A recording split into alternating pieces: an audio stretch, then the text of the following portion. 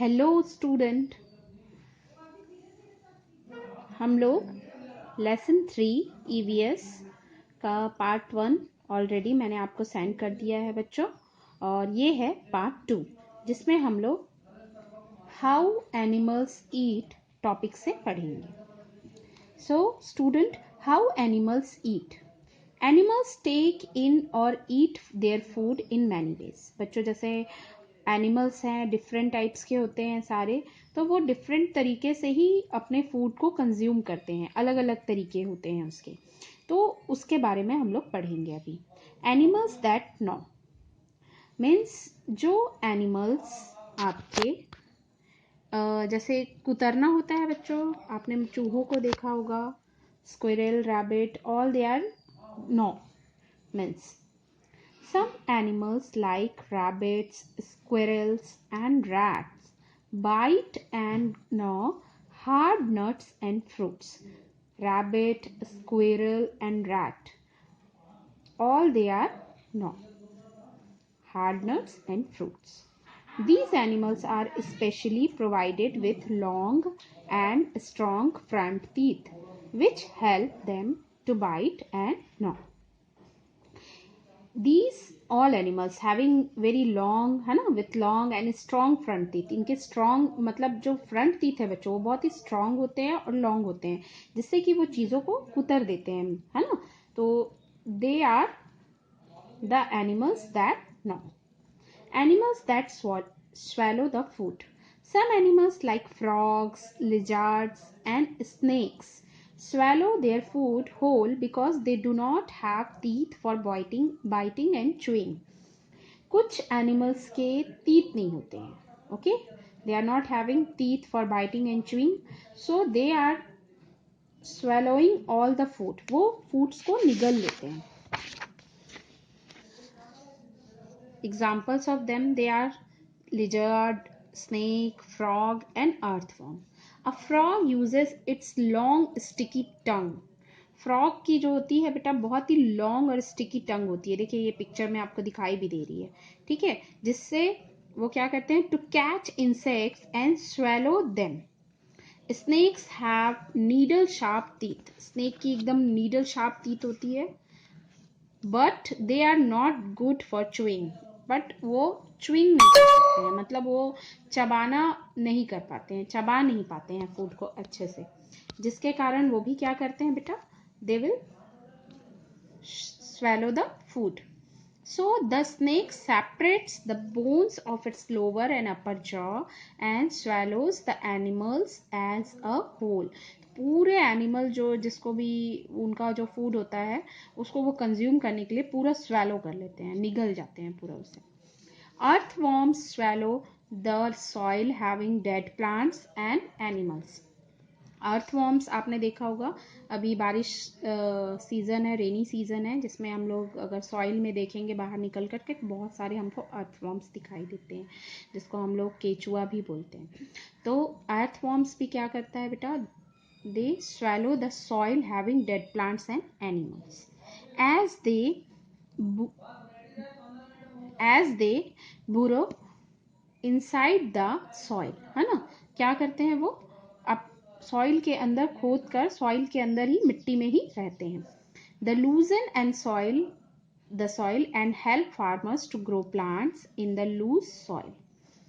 Earthworm जो होते हैं बेटा वो फार्मर्स फ्रेंड भी होते हैं, है ना. दे लूजन द सॉइल, जो सॉइल होता है उसको मतलब खोद कर उसमें क्या जो अच्छे से, ताकि उसमें प्लांट ग्रो अप कर सके, इसलिए that's why earthworms are also called a farmer's friend. Animals that chew the cud. ऐसे एनिमल्स जिनको हम chew the cud animals भी बोलते हैं. Some animals like cows, buffalo, sheep, etc. have sharp front teeth to bite grass and leaves. They also have strong and broad back teeth at some distance from the front teeth to grind and chew the food properly. Some of the animals just like cows, buffalo, and sheep, etc. have sharp front teeth, as well as they are having strong and broad back teeth also. So they can bite the grass and leaves easily, and they can chew it properly and grind it properly. These animals are called the chew the cud animal. Cows, buffalo, etc. swallow their food quickly without chewing it. Cows और buffaloes क्या करते हैं बच्चों? वो food को जो होता है, जो लीव्स हैं, ग्रास है, उसको swallow कर लेते हैं क्विकली, मतलब जल्दी से उसे निगल लेते हैं, तुरंत चबाते नहीं हैं. After some time they bring this food back from their stomach. वो उनके स्टमक में एक जगह पर स्टोर हो जाता है. जो लीव्स ग्रास वो निगलते हैं, स्वैलो करते हैं उसको, वो एक जगह स्टोर हो जाता है उनके स्टमक में. Then after they bring back that food in their mouth, into the mouth, and chew it well with their grinding teeth. उसके बाद वो वापस उन लीव्स ग्रास जो भी फूड आइटम्स हैं उसको वापस अपने माउथ में लेके आते हैं. Then after they will chew it properly and grind it properly from their strong and broad back teeth. That's why they are called the chewing the cud animals. The process where herbivores quickly swallow food and then bring back food from their stomach into the mouth to chew it properly, it well, is called chewing the cud. Such animals are called cud chewing animals. ऐसे animals को हम लोग क्या बोलते हैं? Cud chewing animals or ruminants. The process of cud chewing is also called rumination. Cud chewing process जो होता है rumination बोलते हैं. Observed a cow or a buffalo sitting quietly in a corner and chewing the cud. कभी ध्यान से, है ना, if you will see properly a cow or a buffalo sitting on the roadside or everywhere in the stable, you can see that they are sitting quietly and they are doing this process which is called the chewing the cud or rumination. Okay,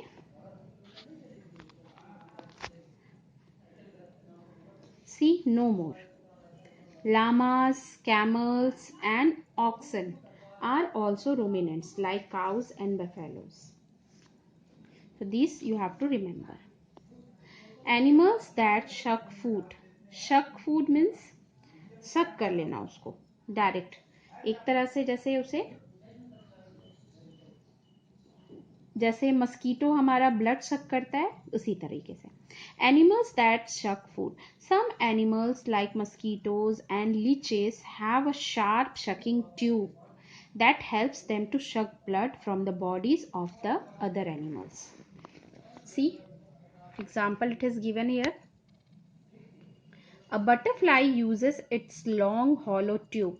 butterfly आपने देखी है, उसके mouth में एक तरह से tube के जैसा शेप होता है ना, कॉल्ड प्रोबॉक्सिस, जिसे हम प्रोबॉक्सिस बोलते हैं. To suck nectar.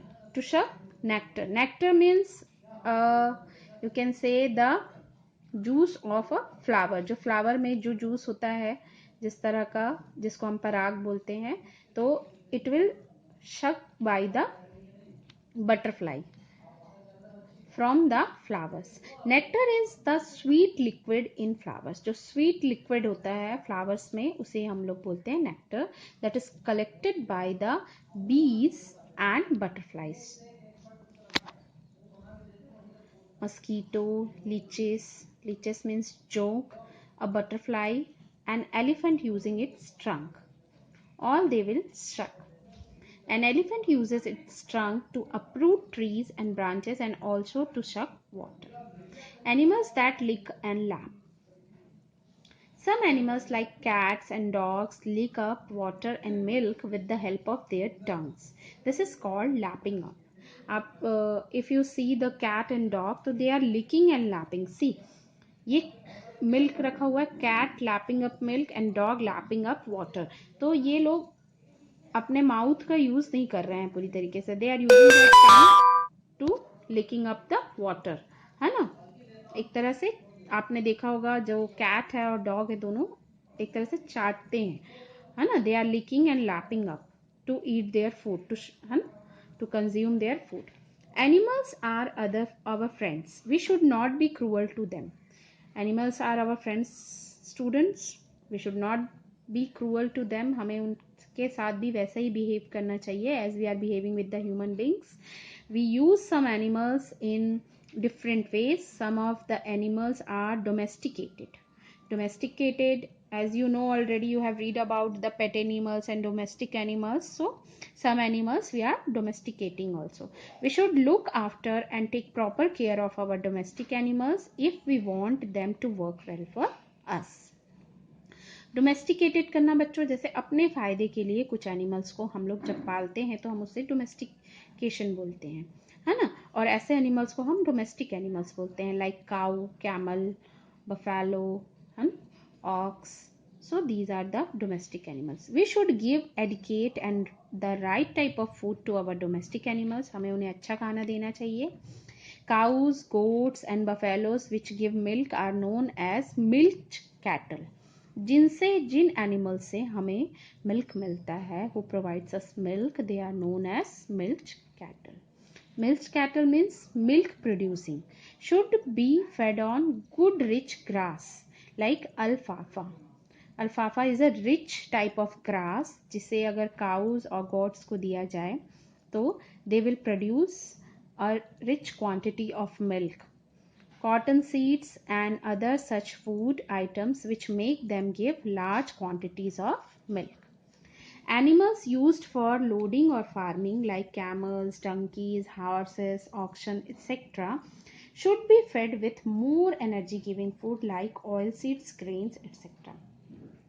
Camels, donkeys, horses, oxen, ये सारे एक तरह से आप देखेंगे तो दे आर लोडिंग और फार्मिंग एनिमल्स हैं, जो हमारा लोड भी कैरी करते हैं और फार्मिंग में भी काम आते हैं. तो we should provide them energy giving food, जिनसे उनको ज़्यादा एनर्जी मिले. Birds that lay eggs should be given more of body building food. ऐसे बर्ड्स लाइक हैन, उनको ऐसा हमको फूड देना चाहिए जो बॉडी बिल्डिंग फूड है. We have to provide them so they will give rich eggs. We should provide proper shelters for the animals to stay. Examples are sheds for cows, stables for horses, kennels for dogs, etc. We should provide them a better place to live also to the animals. And shelters of animals should be cleaned every day. अगर हम लोग animals को पाल रहे हैं बच्चों, we are domesticating और we are keeping any animals at our home, so we should clean their place also every day. Animals should be kept clean or given a bath whenever required. This prevents infections and diseases in them. So if you are keeping any animals at your home, you are petting them or you are domesticating them, so you should give them bath also whenever required. जब भी आप उनको देखिए कि वो गंदे दिख रहे हैं तो उनको आपको बाथ भी करवाना है, ताकि उनसे आपको किसी भी तरह का इन्फेक्शन और किसी तरह की डिजीजेस ना हो. Sick or wounded animals should be taken to veterinary doctor immediately. Veterinary doctor means जो डॉक्टर्स एनिमल्स के लिए होते हैं, जो एनिमल्स को ट्रीट करते हैं, that are called the veterinary doctor. तो ऐसे डॉक्टर्स के पास हमको सिक और वाउंडेड एनिमल्स को ले जाना चाहिए ट्रीटमेंट के लिए. We should be kind to animals.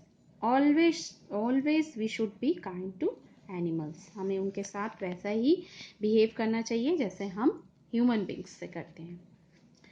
Now after that activity C match the column A and column B. See cow. Cow is a chews the cud animal. Okay. Mosquito sucks the blood. Mosquito क्या करता है, हमारे blood को suck करता है. Dogs they are lick and lap. वो lick और lap करते हैं. ये उनकी feeding habits के according how they are eating their or consuming their food. We have to match the animals to their feeding habits. Frog swallows the food. Rabbit gnaws the food. Tiger carnivore. Earthworm farmer's friend. Now very good. Very short answer questions. Tick the correct answers. An animal that catches food with its long stucky tongue. That answer is frog. An animal that chews the cud. Buffalo. क्योंकि horse, donkey और elephant they are not a chewing the cud animals. The long tube used to suck nectar from flowers. Proboscis. An example of an omnivore. Monkey. Circle the odd one out. See, we have to circle the odd one out. जो इनमें एक जैसा नहीं है. In this all four, we have to circle that. Tiger, lion, wolf, bear. All are carnivores. Bear is only omnivores. Squirrel, rabbit, sheep, and rat. Rat, rabbit, and squirrel, they are nose. Who are the feeding habits is nose. So sheep is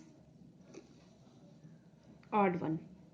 Horse, cow, goat, buffalo. Buffalo, goat and cow are the chewing the cud animals and horse is the different. Stable, kennel, forest and shed. Shed, kennel, stable are the proper house for the animals and forest is for everyone. Mosquito, lizard, leech and butterfly. Lizard is the different from this 3. Fill in the blanks. Herbivorous animals have sharp and broad front teeth, that strong and flat back teeth. Flesh-eating animals are called carnivorous. An earthworm is called the farmer's friend. Cats and dogs lick up food with their tongues. The leeches sucks the blood of other animals. An elephant uses its trunk to uproot trees and branches. See, answer in a word or two. An animal that has sharp, pointed and curved front teeth. Tiger. An animal used for loading or farming. Camel. You can write the another animal's name also बेटा. जरूरी नहीं है कि आप यहाँ tiger और camel ही लिखें, आप किसी अदर एनिमल्स का नाम भी लिख सकते हैं. The other names for cows, goats and buffaloes. Milch cattle. A rich grass fed to milk producing animals. Alfalfa. Sweet liquid in flowers collected by bees and butterflies. Nectar. So this is the book portion. Students, already I have sent you the part 1 of this chapter. This is part 2 and I will send you this question answer in the form of PDF which you have to write in your EVS notebook and you have to send it to me in my personal WhatsApp number for correction. Okay, then bye.